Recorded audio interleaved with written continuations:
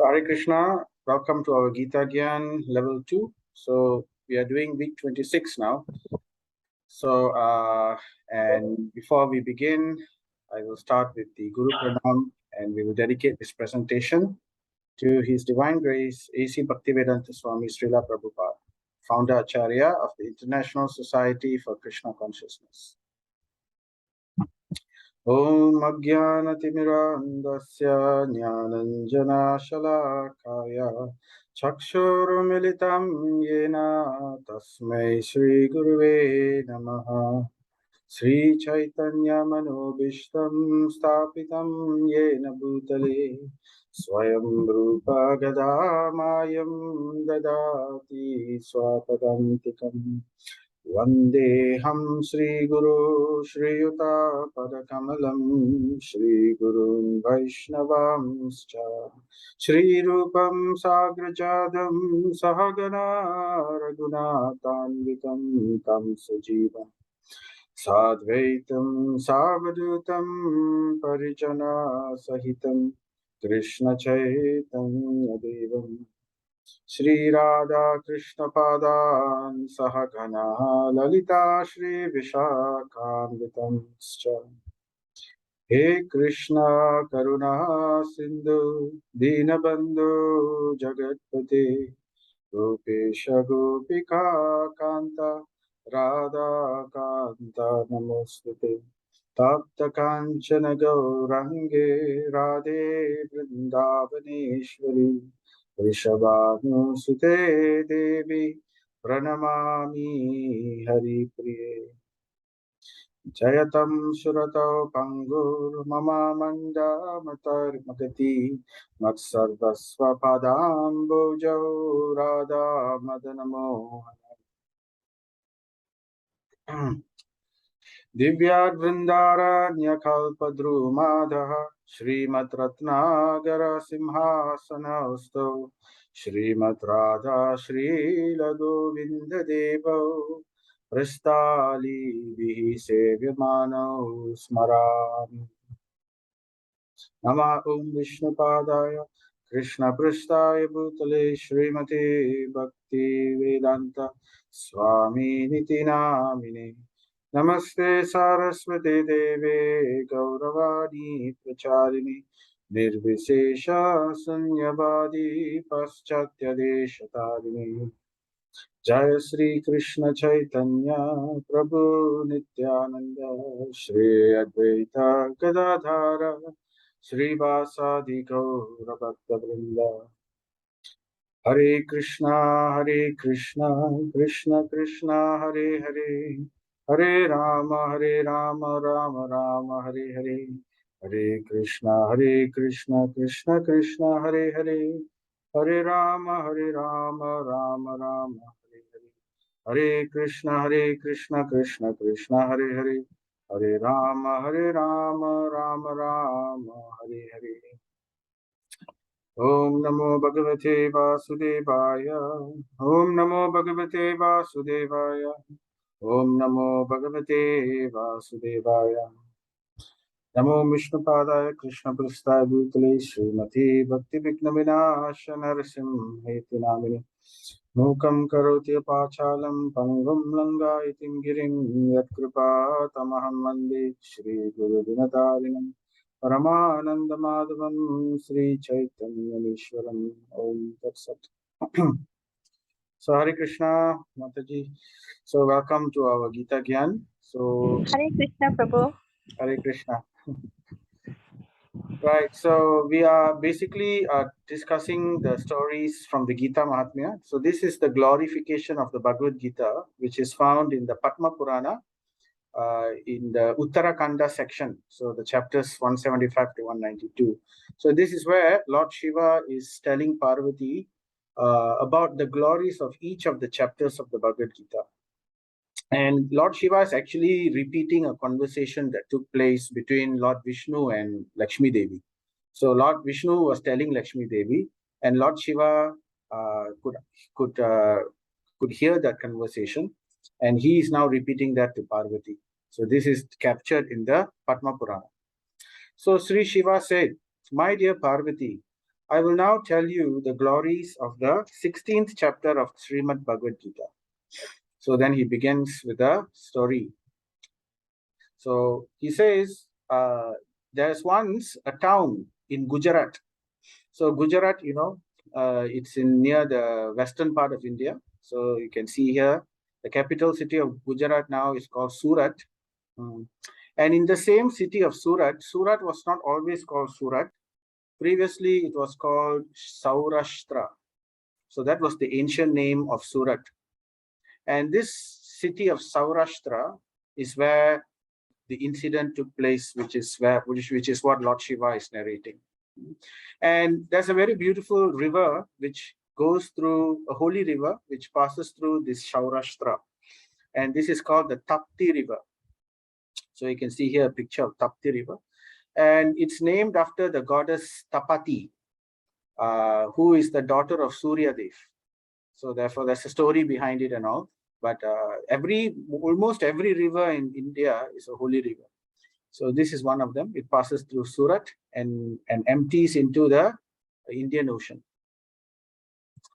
And this ancient city of Saurashtra is also famous. Surat, you can go now and you can still see some very famous temples. Many temples are there. And one of the oldest temples you will find there is the temple of Kantareshwar Mahadev.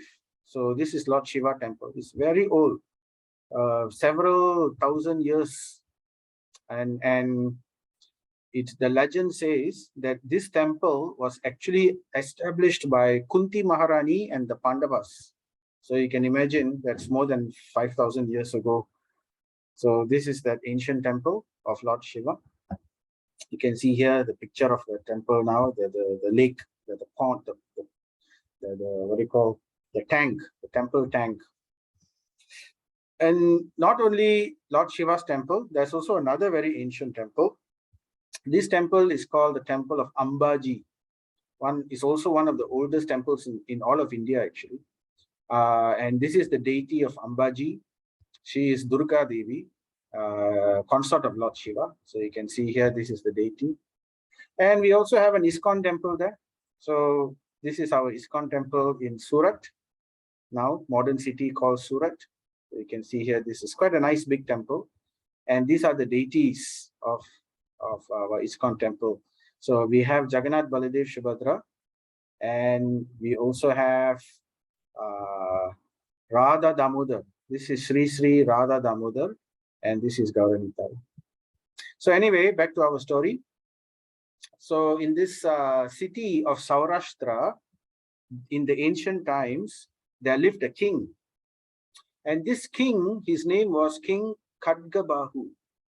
And this King Khadgabahu, he was so opulent. He had his kingdom there, and he was so opulent, very, very rich. And it's described that his city was like a city of Indra, just like King of Heaven. You know, Indra city is Amaravati. So this city in Saurashtra is just like that, very opulent, because the king was very, very pious. He was very dharmic. So therefore, all this opulence comes together with it. And famous in this city is that they had many, many elephants. So the king was a very expert elephant handler, and he liked to have many elephants in his kingdom. And amongst all of them, the prize elephant that he kept over there, the king of all the elephants, was an elephant called Arimardana. So this is that elephant, Arimardana. But unfortunately, this elephant, Arimardana, why he was extremely majestic and the largest and the strongest, but he was also very proud. So this very vain elephant. And because he was so proud, it was very difficult to control him. And he needs only expert handlers can control him, and his temper is usually not stable. So one day, what happened? This elephant, Arimardana, he happened to break loose from his enclosure. In a fit of anger, he broke loose from his chains and he started to run amok in the city of Saurashtra. And as he was running here and there, he trampled on various citizens who were coming here and there. Mad elephant, mad elephant, everybody was running away. And this Arimardana, the elephant's name, Arimardana, so he was just going about destroying buildings, and stamping on people, killing people. So this was happening. And the elephant keepers immediately reported the incident to the king. They couldn't control this elephant, and they went straight to the king. And when the king heard, he immediately went to search for the elephant together with his son. Now, this king, Khatgabahu, he was an expert elephant handler. So he knew the art of controlling wild elephants. Though this Arimardana was still a challenge, but he was ready for it, and he went searching for this elephant. But before he could find the elephant, right, he saw there was nearby a Brahmana. Just as he finally found the elephant, he was destroying things and everything. Nearby there was a Brahmana. And this Brahmana was peacefully returning from taking his bath in a lake nearby. So there was a lake nearby, and he took his bath peacefully. While the chaotic scene was going about, he peacefully finished his bath. And then he was coming out and silently reciting a particular sloka. So as he was reciting, then he came and walked towards the elephant fearlessly. So actually, he was reciting the sloka of the 16th chapter of the Bhagavad Gita. And the first verse of this Bhagavad Gita sloka of the 16th chapter, it begins with the word Abhayam. Abhayam means fearlessness.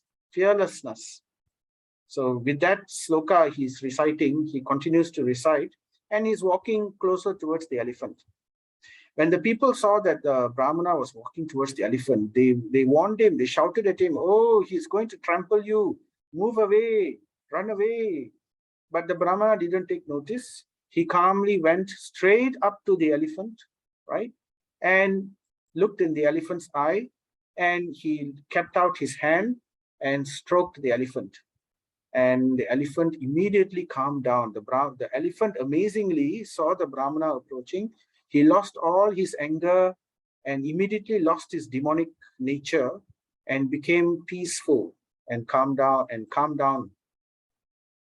So this was the scene, how the Brahmana controlled the elephant so easily, right? So this chapter which he was reading, chapter 16 of the Bhagavad Gita, the title of this chapter was called The Divine and Demoniac Natures, Daivi Sura Sampat Vibhaga Yoga. So Daivi means divine and Asura means demoniac, but Sampat means nature, Vibhaga means to know the difference. So this is the yoga which will tell us the difference between the natures of the divine and the demoniac. So that is the chapter 16. So after that, so as he controlled this elephant, then the king saw all this, the king Khatgabahu and his son, they saw this amazing incident take place. And immediately he approached the Brahmana. So when he approached the Brahmana, he asked, right, how is it that you are able to He immediately offered his obeisances to the Brahmana because he could understand this is a very pure-hearted Brahmana. So therefore he offered his obeisances, and he very respectfully inquired, what austerities and worship have you performed to attain such amazing peacefulness and amazing ability that you are able to project your peacefulness towards other creatures like this elephant, which was completely mad and difficult to control? So the Brahmanas replied, well, daily I am reciting the slokas of the 16th chapter of the Bhagavad Gita. So that is all my austerities. And the king was very amazed by this reply, and he was like thinking, oh, I should take this person as my guru. And then immediately he requested this Brahmana to come to his palace, and he offered him various remuneration and everything, but the Brahmana didn't accept all that. But still, the Brahmana agreed to come to the palace, and then in this way, the king learned from the Brahmana the 16th chapter of the Bhagavad Gita. He also learned how to, so he took initiation formally from the Brahmana, accepted him as his guru, and started reciting the Bhagavad Gita according to this guidance of the Brahmana, his guru. So in this way, he spent his life, he spent many years doing this. And one day he was thinking, he was remembering back his elephant, Arimardana. And then he said, let me also test whether what the Brahmana could do, I could also do. So then this king, he went back to the elephant handlers and he told the elephant handlers, release Arimardana, let him go about. And the elephant handlers were very worried. Oh, king, if you let him go, you remember the last time this happened. So many problems, so many people died. Then the king said, don't worry, it will not happen this time.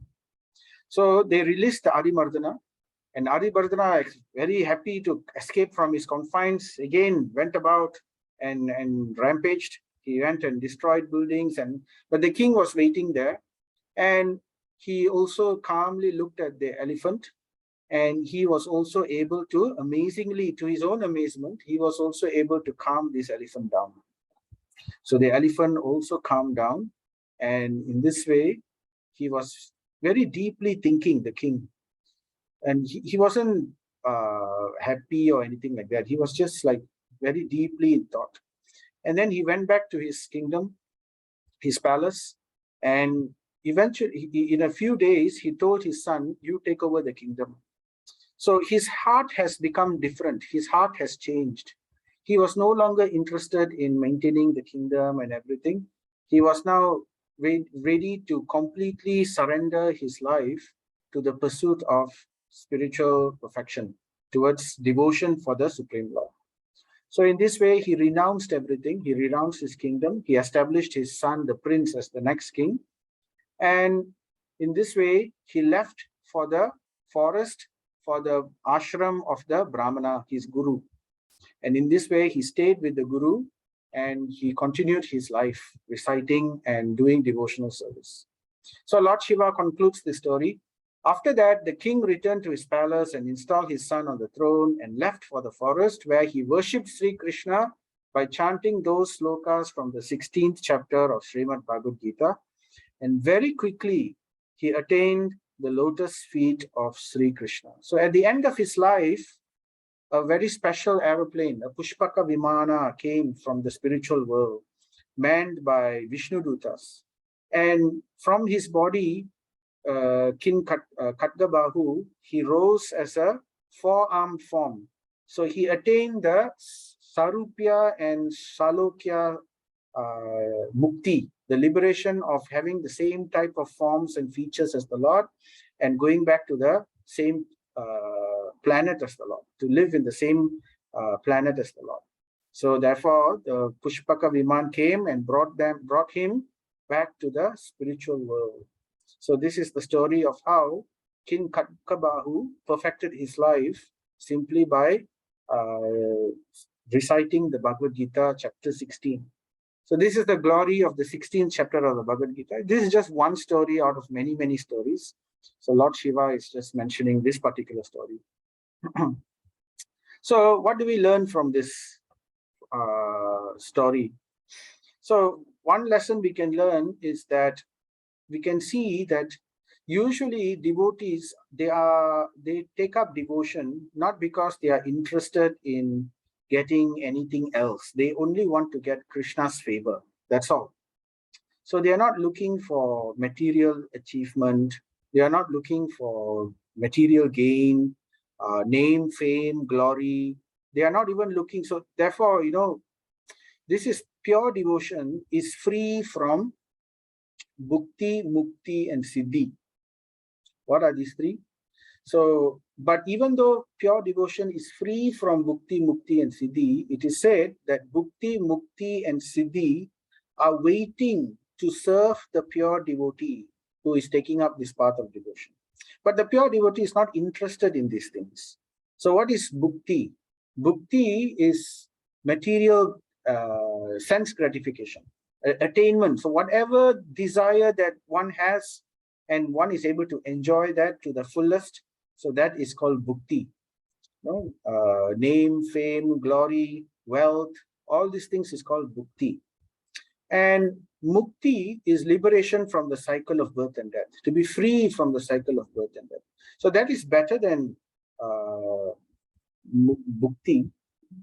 And then siddhi is getting special powers, just like we hear in the story, how the Brahmana and also the king eventually was able to control the elephant, to calm down the elephant. So it's like a special power, isn't it? So therefore, bhukti, mukti, and this siddhi is like special powers. So therefore, devotees, they are not really interested in this bhukti, mukti, and siddhi. If they perform, but one can get all these things simply by performing devotional service, but that is not really the goal. Then it doesn't become pure devotion. So pure devotion is they only want Krishna. So asat trishna, that is one of the impurities we have to remove. To desire things other than Krishna's grace. So a pure devotee only has one desire. His desire is to satisfy Krishna and his devotees. That's all. But simply by doing this, all perfection are simply waiting for that person. So therefore, that's one lesson we can understand from this. And we can also see how the nature, this chapter 16 is known as divine and demoniac nature, right? Okay, before I talk about that, here's a nice verse from the Srimad Bhagavatam, which mentions about what I just mentioned just now, about the bhukti, mukti, and siddhi. So, janma sadi tapo mantre yavatir iha siddhayaha yoginapnoti taha sarva nanyer yoga gatim vrajet. Translation is, whatever mystic perfections can be achieved by good birth, herbs, austerities, and mantras.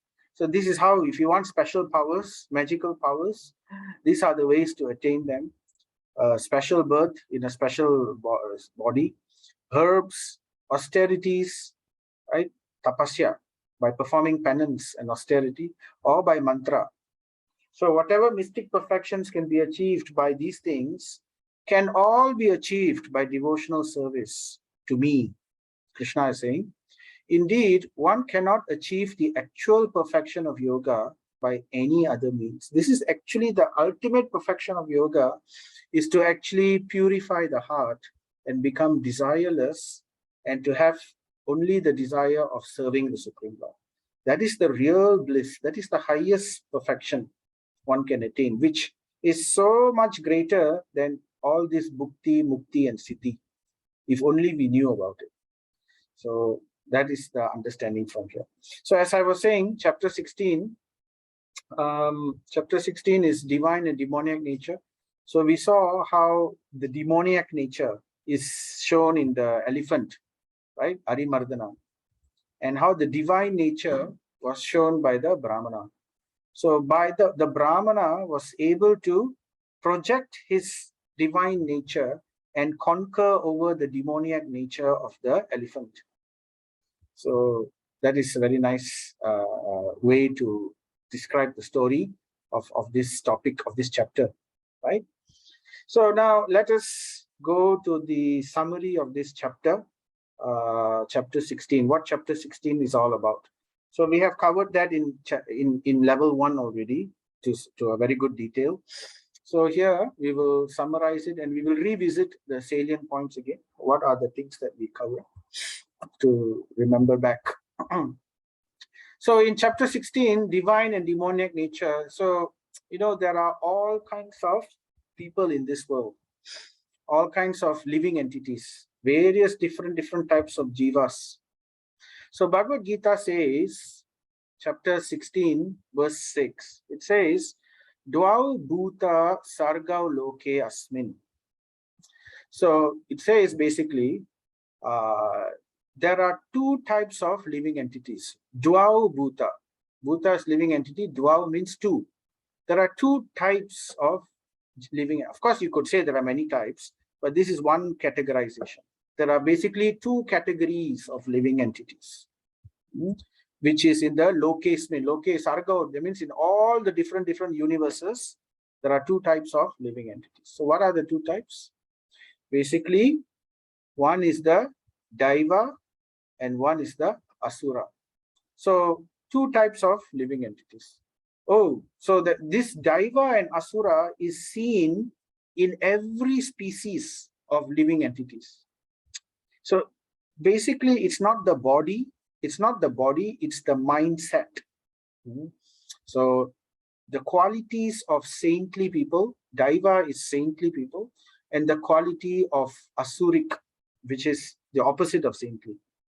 So Sura and Asura. Sura means saintly, trying to follow the Lord's directions. Asura means opposite of Sura. That means everything opposite.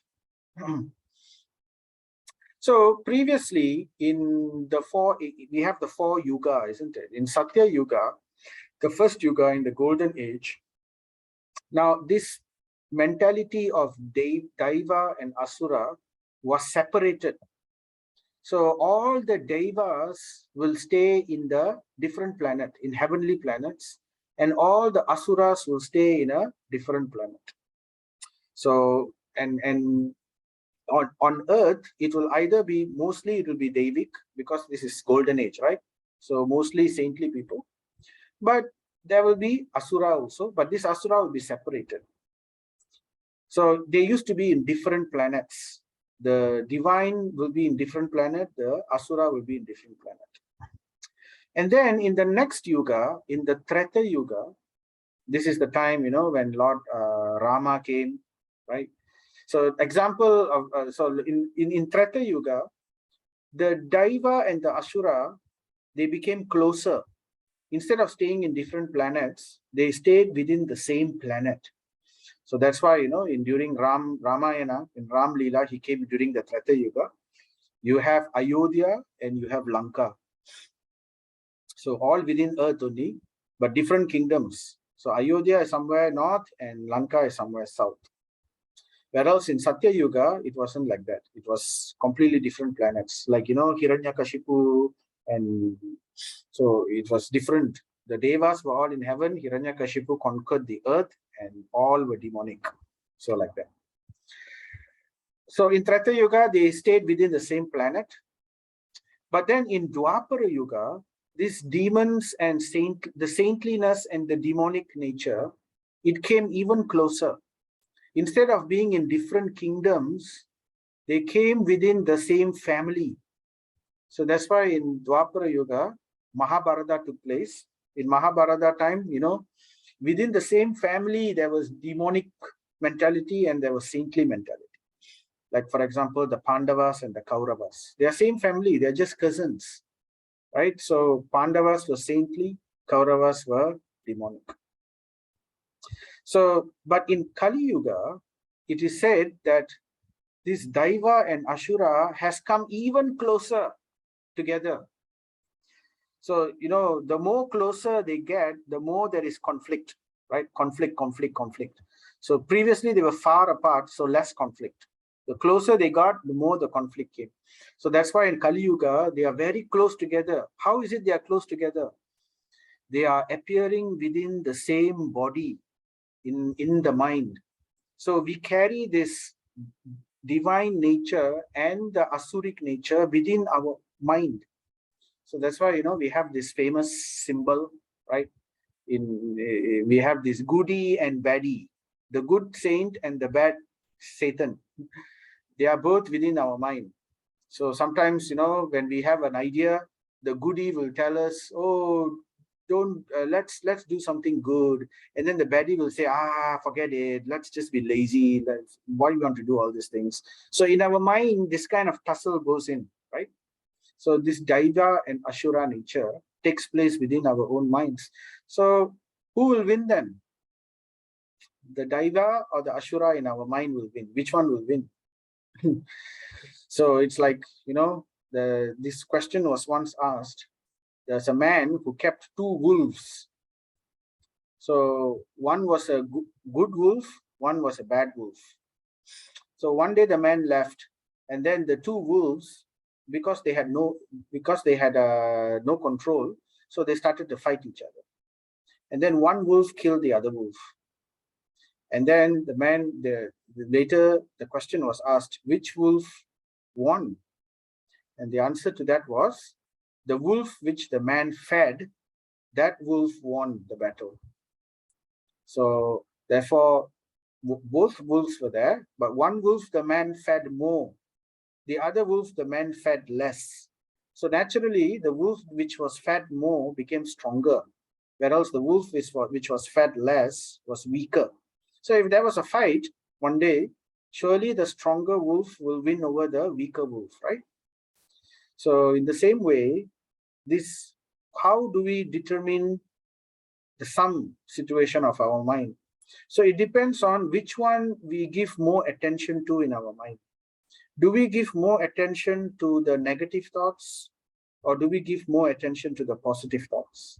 The divine thoughts or the asuric tendencies? Do we give in to the asuric nature within our mind? So the one which we feed more, that will be stronger. So therefore, this is something for us to think about.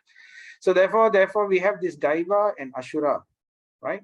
Now, it's important for us to understand what are these qualities of Daiva and Ashura, so that we don't get confused. Sometimes, in this material world, people mistake good qualities for bad qualities and bad qualities for good qualities. Everything is turning upside down now, isn't it? So previously, it was considered very wonderful to get married, to live together, to have a child. Nowadays, that kind of idea is becoming very old-fashioned, they will say. So, even in Tamil, I think there was a song, whether to get married and have a child, or whether to have a child and then get married. So this kind of understanding is going on. So therefore, it's important for us to, and the new generation now, they are becoming very confused about what is actually righteousness and what is not. So now we have so many things, like we have this LGBTQ plus. So, and the new generation is being brought up to understand that certain things are okay. It's all right to have free sexual relationship with anyone, right? It's their freedom of choice, right? We are not discriminating. The idea is we don't discriminate. We don't create himsa to people, but we need to know what is correct dharma so that society doesn't go astray, right? So nowadays, in the United States and in other countries, we have laws where same-sex marriage is allowed. Well, you could say, okay, you want to get married, fine. But what's worse is they now allow them to adopt children or to even have children, test tube babies or something like that. And then such couples, they adopt such children, and can you imagine how the mentality of the child will be if they were to grow up in such an environment, witnessing so many strange things? It becomes natural to them. So this becomes a complete skewing of dharma. Another example is abortion, right? So now it's acceptable. It's something which is very much accepted in society. It used to start with saying that this is for health, for women's health. All right, so for women's health, fine. But actually that was just something which they used as an agenda only. So now from women's health, it has gone to become women's right. And from women's right, it has even gone further to completely, what about the child's right? So it's gone completely astray now. And in some countries, like in, I believe, Australia, I think, or New Zealand, or one of these in Western countries, if it has become legal for people to abort the child, not just based on health reasons, but based on whether they want the gender or whether they feel that they don't want it for any other reason, it's fine. So this is creating a lot of negative karma. So because people have become misguided with what is real dharma and what is demonic nature. But anyway, so therefore, in chapter 16, the basic aspects of Daivic nature and the basic aspects of Asuric nature are described. Now, they won't spend too much time in Daivic nature, only 3 verses, but it will spend more time in the Asuric nature in chapter 16, because we want to know what we should avoid. But before that, let's begin with the divine qualities. The Daivic, let's begin with the divine qualities.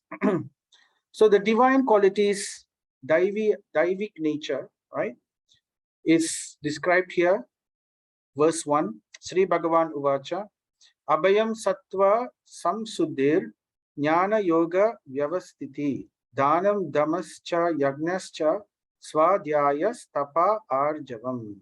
So it begins with, of course, Sri Bhagavan Uvacha, but it begins with the first one is Abhayam, just like how the Brahmana was reciting to the elephant, Abhayam. So what is Abhayam? We know in Tamil, Bhayam. Bhayam is fear, right? And Abhayam means fearlessness. So this is divine quality, to be fearless. So that's very interesting, because nowadays we see a lot of people who are very fearful of a lot of things. Why they are fearful?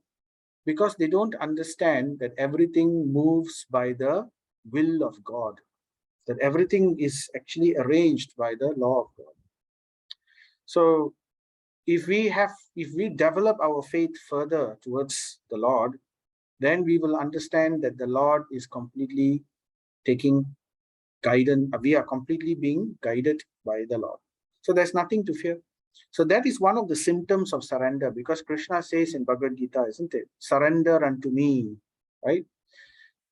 Sarva dharmam parityagya mam ekam sharanam raja. So the symptoms of surrender, there are 6 symptoms of surrender. And one of those symptoms of surrender is to be fearless, to understand that the Lord is completely taking care of me in every situation, and to be grateful for whatever. So the devotee always thinks, right, that I am actually supposed to, I'm such a sinner. I have done so many bad things in my life. I'm supposed to get so many more horrible karmic reactions. But the Lord is so kind that he has kindly reduced so many bad things from happening. And he has only given me these few bad things to experience. And in this way, gratefulness together with abhayam, right, is something which is very prominent in a devotee's mind. So it has to be cultivated. How it is so one is we have to know what we want so that we can pray for this from the Lord. Secondly is these things can be automatically attained. Knowing is one thing. Second is by performing our sadhana, by performing devotional practice, these qualities will manifest in our heart. So abhayam, abhayam, that's one. Another quality is sattva samsuddhi. Sattva samsuddhi. That means the idea of a saintly person is he's always thinking of purification. He's always trying to perform activities or do things which will purify him. So that's one of his main goals in anything that he does, right? So why does he do this duty? Oh, he thinks because by doing this duty, I will become purified in my mind, purified soul, that kind of understanding. So always looking for purification in every activity. And then jnana yoga vyavastitihi. So a divine personality, a divine nature, is always trying to cultivate spiritual knowledge. So jnana yoga vyavastitihi. That means he's trying to cultivate. He's always looking to understand further about how to, basically he's trying to understand spiritual. What is spiritual knowledge? Spiritual knowledge means trying to connect with the Supreme Lord. So anything to do with trying to connect with the Supreme Lord, that is spiritual knowledge. So he's always thinking about that, how to, this is his purpose. And then dhanam. Dhanam is charity, very charitable nature, right? Damas, controlling the mind. So he works towards controlling the mind. He doesn't let the mind get away with its desires. Now remember, the mind is where desires sit. And these desires can be good and it can be bad. So with intelligence, we can control the mind. So therefore, we set the rules for the mind. So, but sometimes the mind will say, ah, yeah, never mind, lah, it's okay, lah. I know it's bad. But sometimes, once in a while, I just want to do it. So that means we haven't controlled our mind. So this is damas. Damas means controlling the mind. And yajna. Yajna means performance of sacrifice. So he's always trying to carry out sacrifice. The concept of sacrifice means to give in for others, not just performing sacrifice, to be ready to lose something which we cherish for a higher purpose. So that is sacrifice. And swadhyayas. Swadhyayas means study of the Vedic literature. So it's divine personality. His symptom is he's attracted to understanding scripture. Because why? Because he is always jnana yoga vyavastiti, right? Always trying to get knowledge of the spirit, cultivate spiritual knowledge. So naturally, he's connected to the scripture.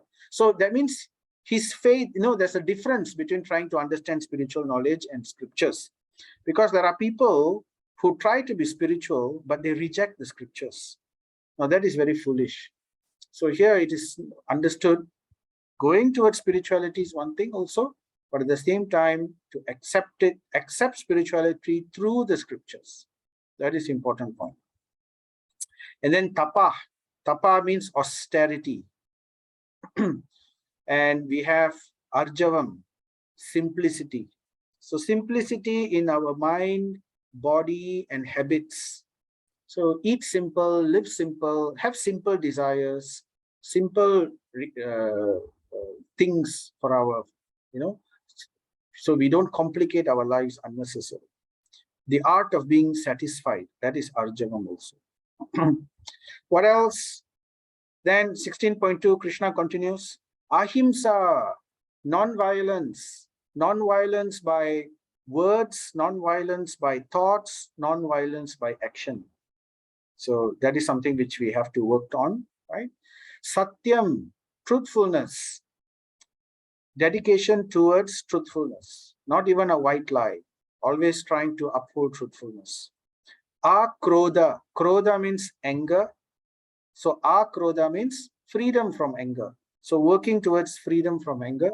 These are saintly qualities. So it's important because we can identify who is a saintly person based on these qualities also. And this is something also for us to think about so that we can cultivate it in our heart. And we can also meditate on these things sometimes when we are also chanting, doing our sadhana. So by doing our sadhana, we can attain these things. Otherwise, artificially, it's very difficult.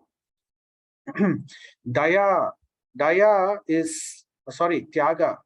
Tyaga means renunciation, to let go, not to be so attached. And then Shantir, peacefulness, tranquility. And then Apai Sunam. Apai Sunam means free from Apai. Apai means fault finding, always trying to find fault in others.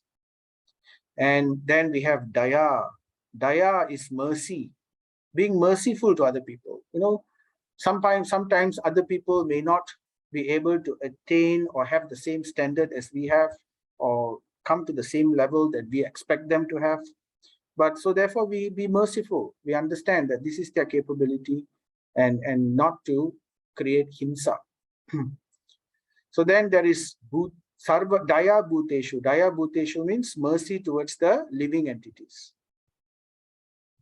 And Aloluptvam. Aloluptvam means freedom from greed. So to be not so greedy. And then we have Mardavam. Mardavam means gentleness. Hrir is modesty. Modest. They don't like to show off. Achapalam. This means determination. They are very determined to get what they want. What is it they want? Basically, like for example, in studying scripture, in attaining spiritual knowledge, right? And in trying to cultivate these qualities of saintliness, they're very determined. That is one of the qualities, very important. So then there is also Tejaha. Tejaha means vigor, special energy. They are not lazy. So one, in order to perform something good, they are always very ready. And then we have Shama, forgiveness. They always say, right, to err is human, to forgive divine. And we have Dhritihi. Dhriti means fortitude, patience. That is fortitude. Saucham, cleanliness. Very important also. Cleanliness of the body, cleanliness of the mind, and cleanliness of speech. And then we have Adroho. Adroho means freedom from envy. So one doesn't unnecessarily envy others. In fact, not unnecessarily, we should completely not envy others. Because we have to understand, everybody gets what they deserve based on their previous karma. We get what we deserve, other people get what they deserve.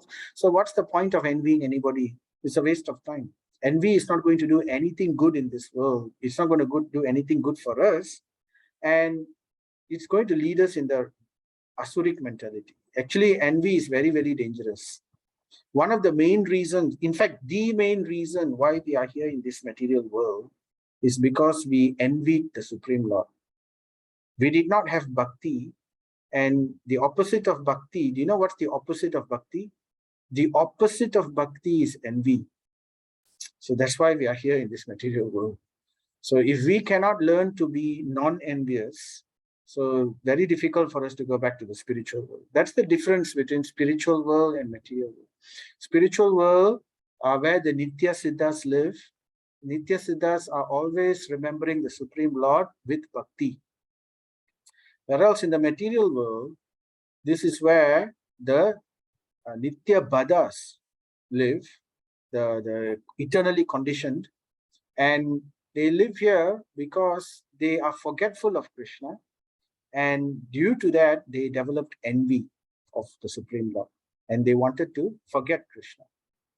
So therefore, very important point, Adroho. Then we have Nati Manita. That means no expectation of honor, expecting some kind of honor that people should glorify. Oh, he's so saintly. Oh, he's so humble. No, that is not what we want. Bhavanti.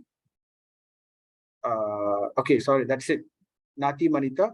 Bhavanti Sampadam Daivim. So Bhavanti means this is the quality. Bhavanti Sampadam Daivim. These are the qualities of the saintly, right? And now we have understood this. So Krishna is telling Arjuna, don't worry, Arjuna. You have all of this within you. So these are the saintly. And what do these saintly qualities lead to? Saintly qualities lead to, in 16.5, Krishna will say, if one cultivates this quality, Daivi Sampad, this divine nature, will lead towards Vimokshaya, Moksha, liberation. This is what it will lead towards. All right, so now we've heard about the divine qualities. Let's now look at the opposite, the Asuric qualities. So what are the Asuric qualities? So the Asuric qualities is, you can see here the scene. The scene is when Draupadi is being disrobed in public. So we have Dusashan. This is Dusashan. He is the main guy who caught hold of the sari and tried to strip Draupadi from her sari and publicly humiliate her.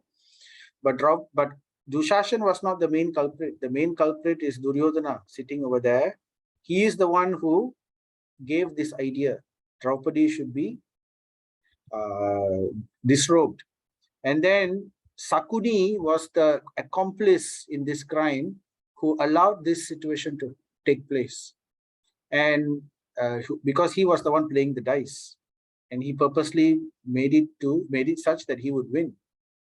And then sitting there also was Karna, who was happily cheering, clapping his hands and cheering and laughing.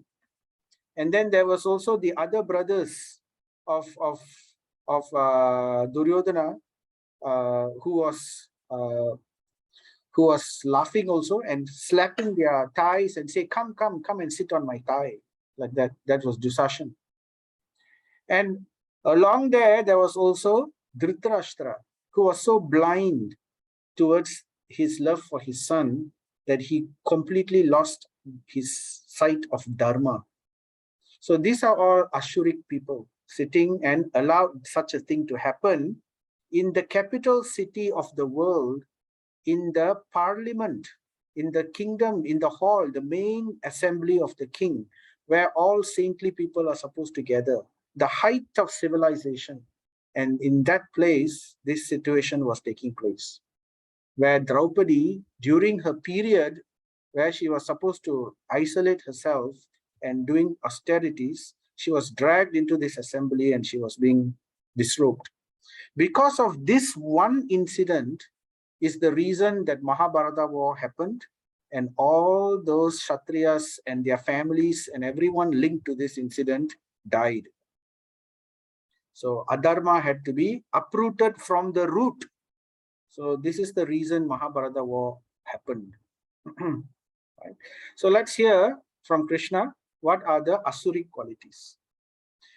Damba means, it's very, very interesting what Krishna put as the first Asuric quality. Can you imagine the first Asuric quality? Anyone can guess what Damba means? What do you think is the root of all sin, demonic quality? Right? In English, we have a proverb: pride comes before the fall. So Damba is pride. So this is the root of all Asuric qualities, pride. And the opposite of pride is humility. So if we work towards humility, then automatically we can do a lot to cancel out this Asuric mentality. So many other things that will come with it. So Damba, pride, followed by Darpa, arrogance, pride and arrogance, right? Damba, Darpa, Bhimanascha. Abhimanascha means conceit. So all three are linked to pride. They are all linked to the false ego, basically the ego. Pride can be very subtle. Pride of family, pride of culture, pride of learning, pride of nationality, pride of knowledge, pride of so many things, of money, pride of aristocracy, so many things it can be very subtle. It can even be pride of one's own nature, you know. Someone can be very proud about his own humility. Very interesting, isn't it? How can one be proud of one's humility? Well, I'll ask you to think about it. They are very proud of the fact that I'm so humble. Oh, I'm so humble. Oh, how can I'm very, you know, that kind of, think about that. Pride. So it can be very subtle. And then there is arrogance. Oh, you know, they use what they are learning, their opulence. In this way, they think very highly about themselves. So arrogance and conceit. So with all this, it's not surprising that the next one that comes is krodha, anger. Because when these things are, when the pride is disturbed, when someone does something to disturb their pride, arrogance or conceit, the first thing that follows is anger, krodha. So this is another quality of the Asuric nature. And then we have parusyam. And when we have anger also, we have harsh speech, harshness, their nature. If somebody's nature is very harsh, so that is also Asuric quality. So we have to fight that, right? We may have all these qualities also within our own self. So we have to identify these qualities and work towards avoiding these qualities actively, right? At the same time, praying to the Lord and chanting and doing our sadhana. So parusyam evacha. And then there's ajnanam.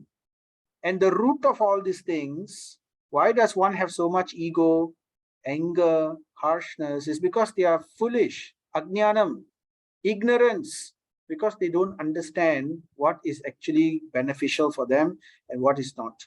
So this is ignorance, Ajnanam. And all these qualities are basically the demonic qualities. So Partha Sampadam Ashurim. So Krishna is saying, oh Partha, oh Arjuna, these are all demonic qualities. And he continues, it's not the end of it. Pravritim cha nivritim cha jana na vidur ashuraha na saucham napi chacharo na satyam teshu vidyate.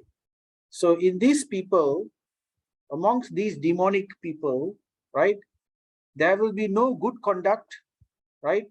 There will be no cleanliness and no proper discrimination, and there is no truthfulness also in that person. Na satyam, na saucham, na satyam.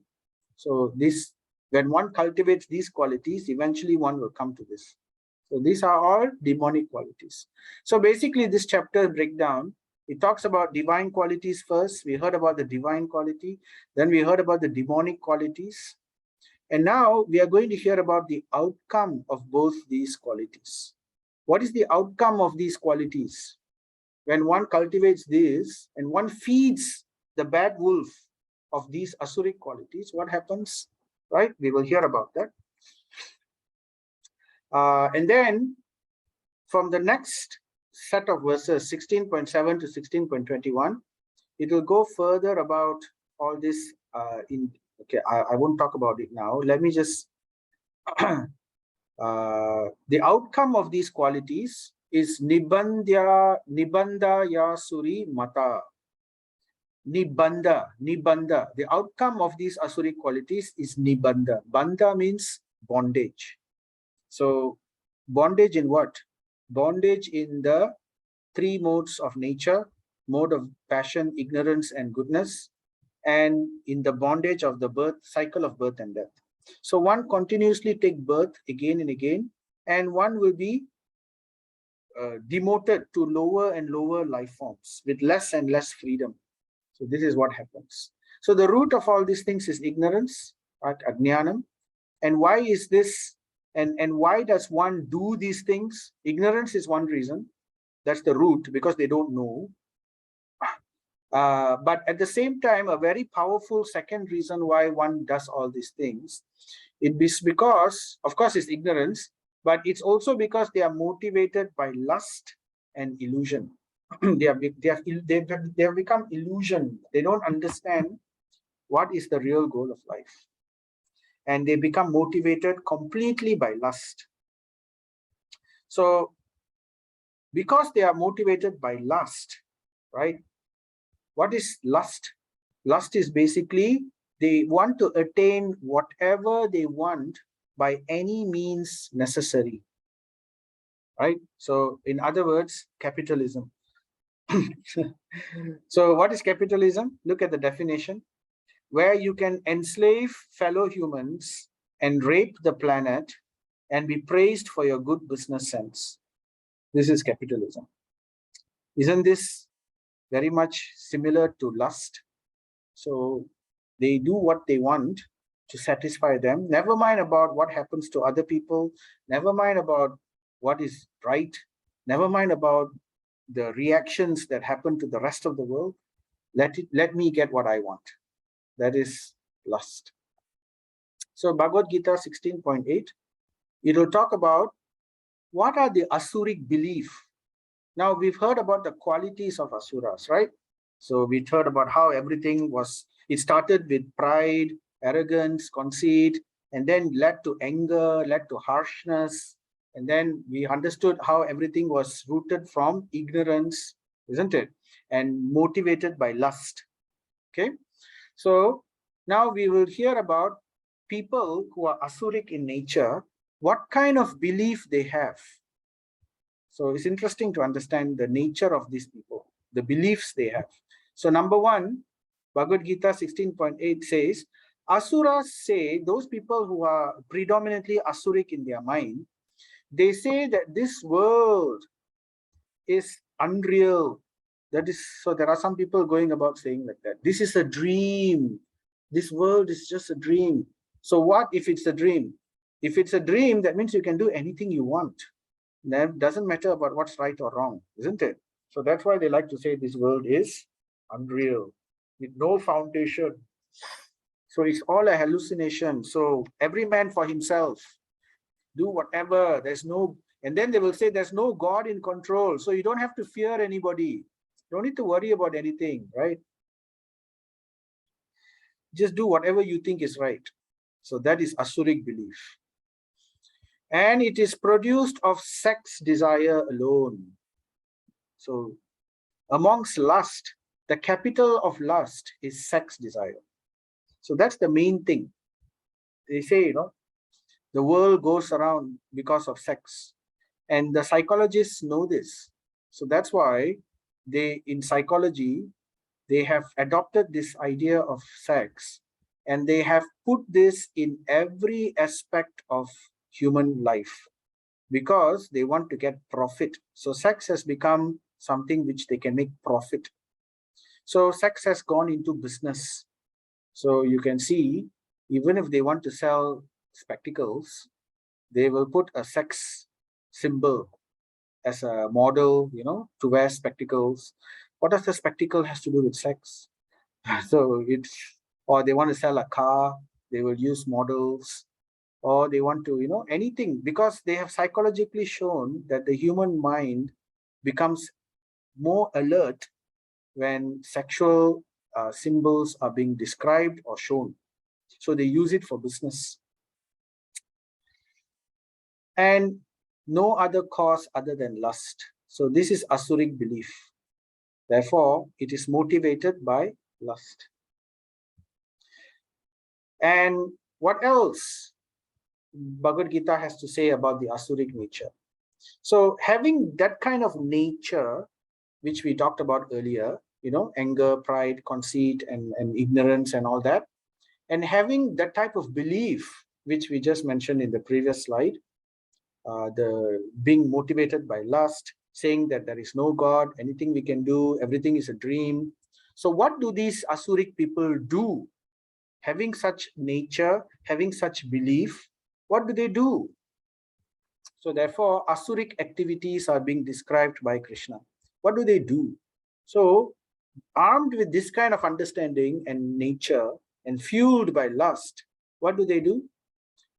They are sworn to unclean work, attracted by the impermanent, unclean work, things which are not beneficial, which are basically unclean means sexual things. So that is unclean work. Shelter in insatiable lust. They take shelter in insatiable lust, pride, and false prestige. So they perform activities which will further increase or satisfy or gratify their lust, their pride, and their false prestige. So they will do things which will increase all these qualities in them: lust, pride, false prestige. People will take aphrodisiacs to increase their lust, and then they will perform activities. They will gather more and more money, more and more material achievement, so that they increase their prestige, so that they can increase their pride. So these are the type of activities which they will do. Engage in unbeneficial. So it will all lead towards what? In the end, all these unclean work, satisfying their lust, pride, false prestige, will only end one way. What is that one way? It will engage in unbeneficial, horrible works meant to destroy the world. It will all come towards this direction. So we can see that happening, isn't it, in this world? Many things are going on in this current situation.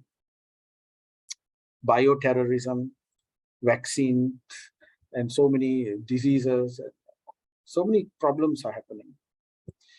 And they believe that to gratify the senses is the prime necessity of human civilization. So they will tell other people also, right? Your main goal in life should be to satisfy the senses alone. So that's why every law, every morality, every dharma, all these things are arranged in every country to satisfy this. So that's why we have abortion laws. That's why we have LGBTQ plus laws. That's why we have so many repressive draconian laws, political things, capitalistic laws. So all these things are there to satisfy the primary sense gratification. So it all boils down back again to capitalism. What is capitalism again? Capitalism is about how 10% of the population of this world control 90% of the resources of this world. So it's all about fueling their greed, how they can rape, enslave humans, animals, planet even, simply for the benefit of themselves. So these are, and then asuric thoughts. So how does an asuric person think in his mind? What goes on in his mind? So this also Bhagavad Gita describes. So why it describes all these things to tell us that we should be careful of harboring these kind of thoughts in our mind. So we should be on our guard to not allow such thoughts to creep in. Remember, in Kali Yuga, the Asura and the Deva are both sitting in our mind. So we have to be careful. So Asuric thoughts, what are these Asuric thoughts? So Krishna will describe in Bhagavad Gita. So an Asuric person will think like this: so much is mine now, and according to my schemes and plans, what I have now will increase in the future more and more. So this is an Asuric thought. So you might think about it. Very interesting. Huh? This is verses 16.13 to 16.15. Something for us to meditate upon. So much is mine now, and according to my plan, my schemes, it will increase in the future more and more. So this is an Asuric thought, not a divine thought. He is my enemy, and I have killed him, or I have harmed him, or I have discredited him, or I have defeated him. And my other enemies will also be treated similarly.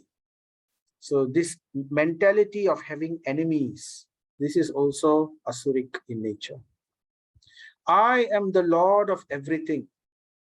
I'm the boss. I'm the master. They should listen to me. What I say is the law, right? My desires should come first. I am the enjoyer. I am perfect, powerful, and happy. I am the richest man, surrounded by aristocratic relatives. There is none so powerful and happy as I am. So it's very, very interesting. Krishna is explaining these are all these Asuric thoughts. So we would have all had these kind of thoughts in our lives. So it's important now, if we are in the spiritual path, we recognize these kind of thoughts which creep into our mind and take action against it and not to entertain it. How to not to entertain it? Very simple. Just don't feed the dog. Just don't feed the wolf.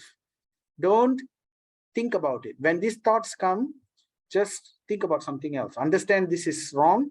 Okay, I will not dwell in this kind of mentality. I will shift it to something else. That's all. So it's a matter of diversion. That's it. And it becomes easier to control the mind when one takes up spiritual sadhana, like chanting and reading scriptures or hearing. Here's another one. I shall perform sacrifices. I shall give charity, and thus I shall rejoice. Now, how is this demonic? How is this Asuric? It is Asuric because of the word I. I shall perform sacrifices. I shall give charity. You understand what I'm trying to say? So it's not about compassion. It's not about austerity or even about sacrifice. It's about I. I am doing this. I can do this. And in this way, I will. What's the goal of me doing this? What's the goal of me doing sacrifice, charity? Is for my enjoyment. Rejoice. I will rejoice. So it's not for purification. Remember the Daivi, the divine quality, their aim is for purification and for satisfaction of the Supreme Lord. Whereas the Asuric mentality is, you can see how different it is. So it's very subtle. Sacrifice, charity, but the mentality of how it is being done, right? So that's why we have these things also in the mode of ignorance. We will hear about that later in chapter 17, how sacrifice and charity is in the mode of ignorance. So these are all the demonic thoughts, Asuric thoughts, and it was very well represented by one personality called Ravana. So Ravana had all these kind of personalities, all these identities. So many people told him, let go of Sita. You have so many, Ravana had so many wives. And not on top of having so many wives, he kidnapped thousands of ladies and kept them in his harem, in his kingdom, to enjoy them. He forcefully raped so many ladies, right? And this is what he did. And he was also very learned. He was very intelligent. He was a good king. And he performed charity. He performed sacrifices to maintain his good kingdom. But for what purpose? For him to rejoice and enjoy and plunder and pillage and rape everything that he sees. So that was Ravana. So we don't want to become Ravana. So we want to become the servant of Rama. So another example, right, of Asuric nature. So this is Asuric thoughts. Krishna talked about Asuric thoughts. Now Krishna will talk about Asuric nature. Asuric nature, 16.17. Number one, he is Atma complacent. Atma complacent means he is not interested in self-realization. He is not interested in spiritual pursuits. So he is very hardworking when it comes to every other thing, materialistic things, in satisfying his senses, in getting his lust satisfied. He's very, very hardworking. But when it comes to spiritual realization, then only they become very lazy, complacent. So always impudent. Always impudent means because they are very arrogant and they have no regard for others, they become very rude. Impudent means rude. They are rude and very arrogant in nature. This brings impudence. And then they are deluded by wealth and false prestige. You shine money to them, they will become attracted. Their motivations are around wealth and prestige. And they sometimes proudly perform sacrifices in name only, without following any rules or regulations or without the right motivation. Example of this person, such a person was Karna. So this is a picture of Karna. So Karna, he was also like that. The main reason he was against the Pandavas was because he considered himself dependent on Duryodhana. Because Duryodhana was very smart. Duryodhana knew how to take advantage of Karna. The moment he saw that Karna is very powerful, and the moment he realized that Karna didn't have a good parentage, didn't have good kingdom, no money, so he gave all these things to Karna, and Karna became completely besotted by Duryodhana. So even though Karna could see that Duryodhana was wrong, it's not that he was blind. Dhritarashtra was blind, but Karna wasn't. He could see, but because he was so attached to his prestige, and because he was so attached to his so-called gratitude to Duryodhana, he was willing to do so many adharmic things, including taking part in the disrobing of Draupadi. Simply because Draupadi didn't want to marry him, he kept the grudge in his heart for so many years, and for a small thing, he wanted to disrobe her in public. So this is the nature of Karna. And Karna is very famous because Karna, people like to say Karna is very charitable. He is always, he has this thing. Every morning, the first thing he will do, he will give lots of charity to anyone who asks him of anything. So people will say, wow, such a charitable person Karna was. But he did that charity because he wanted name, fame. He did it for name. Oh, no one should say that I am not charitable. No one should say that I didn't give anything in charity to people. So even when Indra came and took the kavacha away from him, he knew that this is going to be a problem for him. But because, never mind, take it. So what? Take it. I promised already, you can take it. So that because I promised, I. So that became the main problem. So that was the nature of Karna. Deluded by wealth and false prestige. And he was always impudent. He was very rude to even seniors like Bhishma, to Dronacharya. He was always thinking that he is very great in his archery.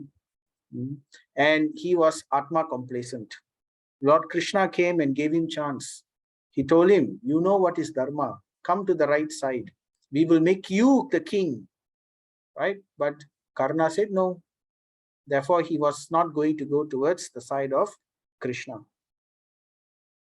So that is demonic nature. So in the end, what will this do? So in the end, all this demonic nature, right? So this is the quality. Here's a cup. Nowadays, a lot of people are in this mood. They have taken up atheism. So here's a cup I saw.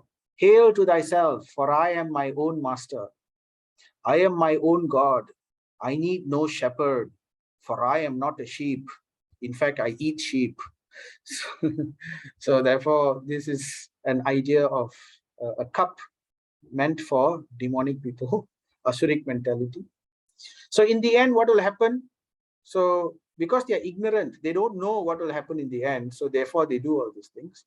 But Krishna says in the Gita, what will happen is, bound by a network of hundreds of thousands of desires, immeasurable anxiety, because they are trying to satisfy their desire, which is endless.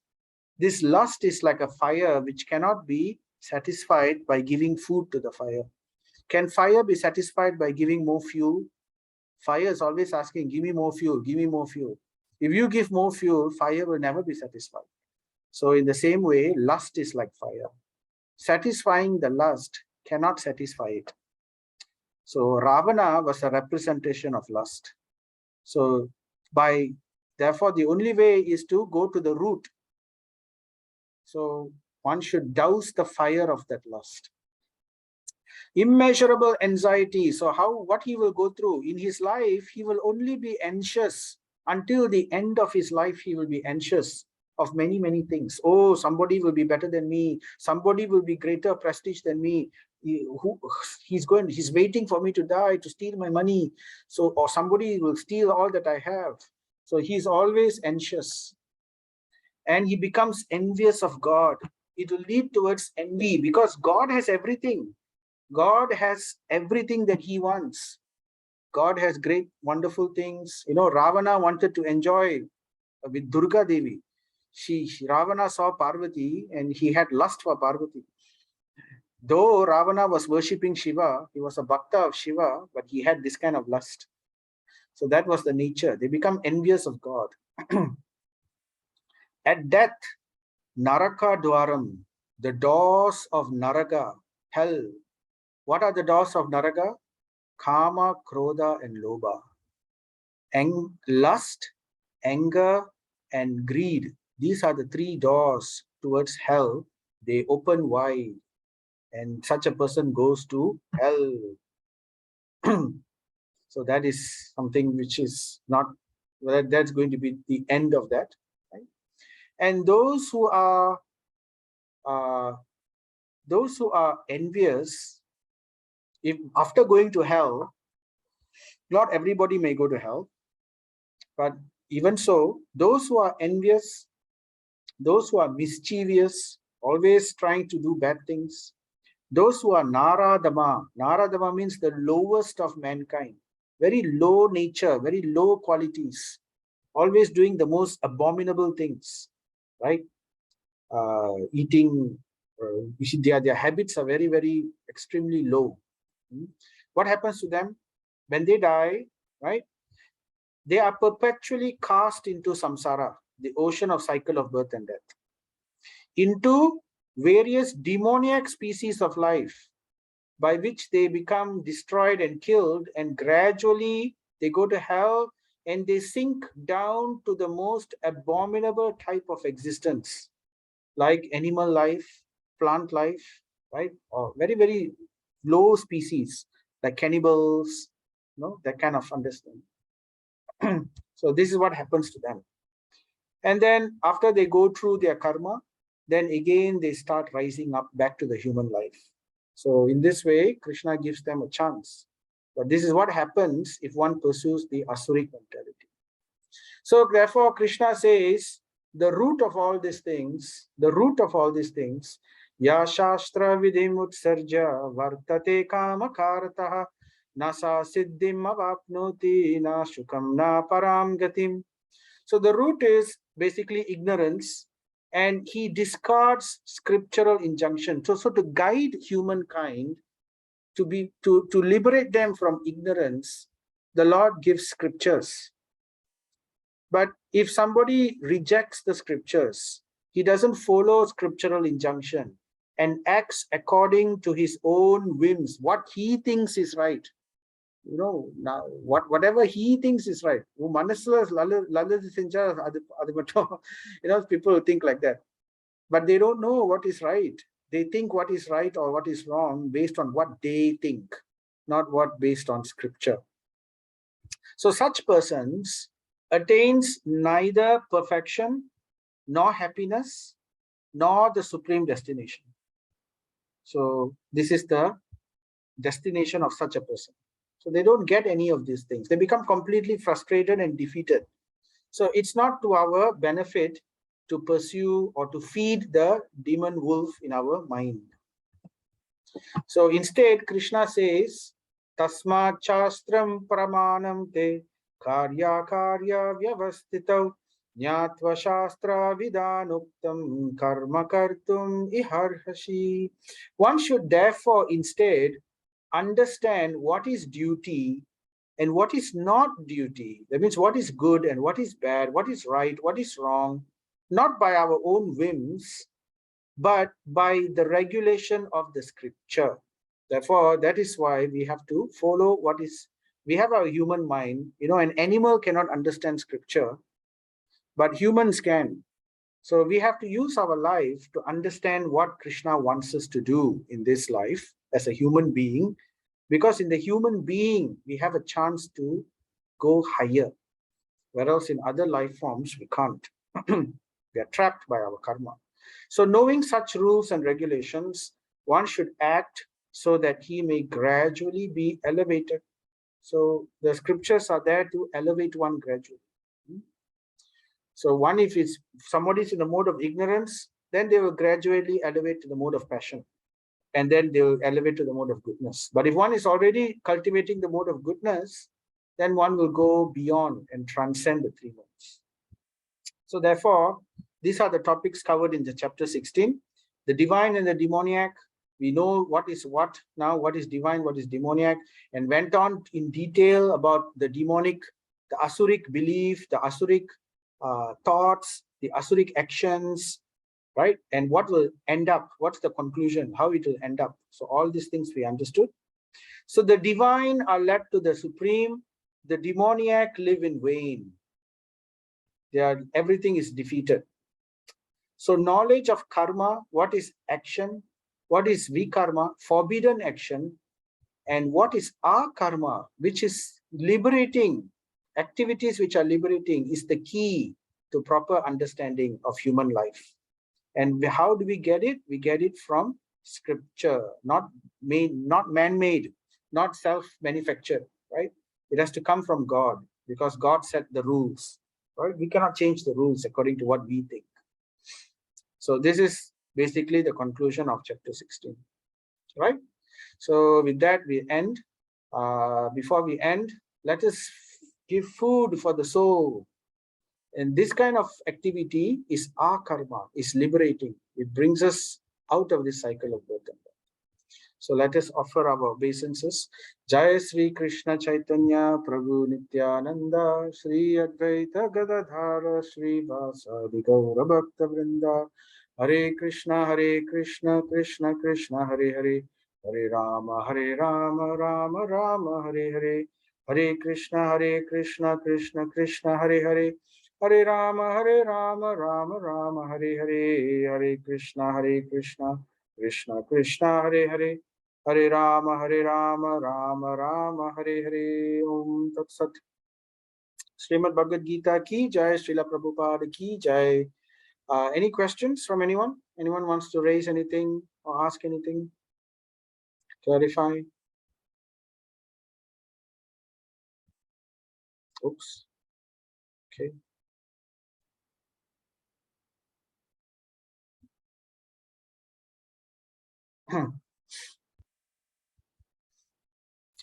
Okay. So if there are no questions, right? Happy that you could follow. So this chapter 16 is quite simple, right? Not so technical like the chapter 15 and 14 and 13, which is talking about the various creation aspect and all that. This is more, so there's a connection, because from chapter 13, we learned about how we got bondage in this material creation. Chapter 14 talked about the various elements. Chapter 15 talked about activities, our karma, our behavior. And chapter 16 went on further to talk about how our activities should be divine or demoniac. There is no in-between. So is there an in-between? Is everything divine or demoniac? No, there is no in-between. There is only good, or there is only good activities or bad activities. So these kind of thoughts in our mind, so it's a balance.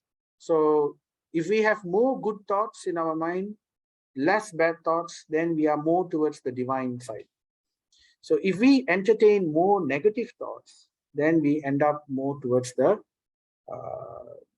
demonic side.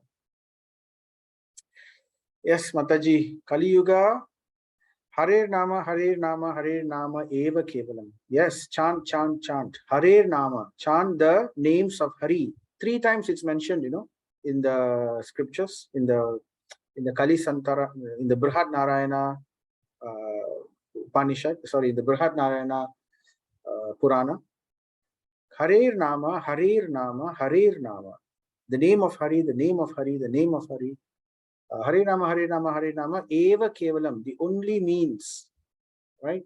There is no other way in this Kali Yuga. Because in Kali Yuga, every other method like meditation, like yagyas and all these things, it doesn't have the potency, because number one, purity is not there, time is not there, capability is also not there, and it's just not, the brahmanas are no longer there, so it's difficult to do all this. So therefore, we have been put into this situation in Kali Yuga. Due to our sins, we have come here in Kali Yuga. But at the same time, Krishna has given the simplest way of going back to the spiritual abode, simply by chanting. So by taking up this devotional service. So by following the 4 regulatory principles, right? No meat eating, and no intoxication, no illicit sex, and no, what's the 4th one? No gambling. So in this way, we uphold the 4 pillars of religion, which is the divine quality. Remember the divine qualities we mentioned, which is truthfulness, satyam, daya, mercy, austerity, tapa, and what's the other one? Daya, tapa, saucham, satyam, truthfulness. So these 4 qualities were mentioned just now. They were divine qualities, right? So by upholding this and by following this, chanting the 16 rounds of Hare Krishna Maha Mantra every day, then we can easily conquer over our mind, and we can escape from this cycle of birth and death easily. All right, so Hare Krishna. So thank you very much for your time. Thank you for your attention. We will now end here. So I'll see you again the next time. Hare Krishna. Hare Krishna. Thank you, Prabhu. Hare Krishna.